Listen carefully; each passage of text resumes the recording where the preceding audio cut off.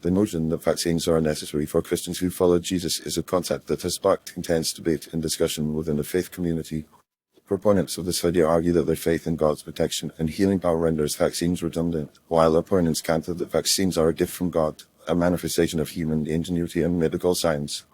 To understand this perspective, it's essential to delve into the biblical and theological underpinnings that shape the views of Christians who opt out of vaccination. At the heart of this argument lies the conviction that God is sovereign and omnipotent, capable of protecting and healing his people from harm. Many Christians who reject vaccines point to biblical accounts of miraculous healings and divine interventions, such as the passing of the Red Sea or the resurrection of Lazarus, as evidence of God's power to deliver his people from sickness and disease. They argue that if God can perform such extraordinary feats, then he is certainly capable of protecting them from illnesses like measles, mumps, and influenza. Furthermore, some Christians who forego vaccines believe that doing so is a testament to their faith and trust in God's goodness. By refusing vaccines, they demonstrate their confidence in God's ability to shield them from harm, even in the face of overwhelming scientific evidence to the contrary. This stance is often rooted in the literal interpretation of biblical passages, such as Psalm 91:3-4, which states, "Surely he will save you from fowler's snare and from the deadly pestilence. He will cover you with his pinions, and under his wings you may take refuge. His faithfulness is a shield and buckler."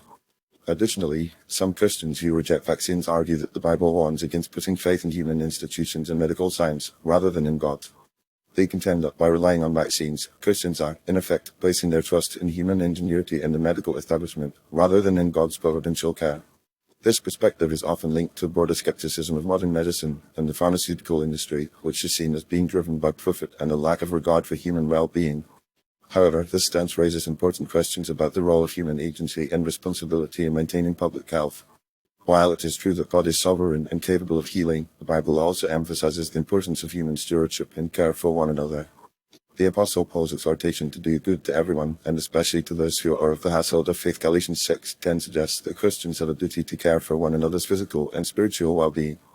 By refusing vaccines, Christians may inadvertently put others at risk, particularly those who are most vulnerable to illness, such as the elderly, young children, and individuals with compromised immune systems. It's also worth noting that the early Christian church played a significant role in promoting public health and hygiene, particularly during the Roman Empire.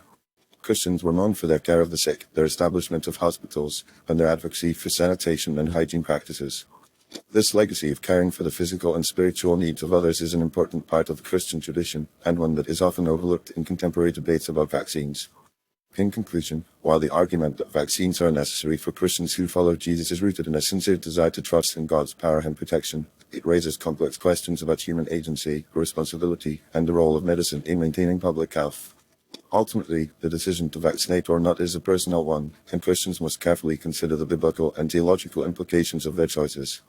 By engaging in thoughtful and nuanced discussions about the intersection of faith and medicine, Christians can work towards a deeper understanding of their responsibilities to one another and to the broader community.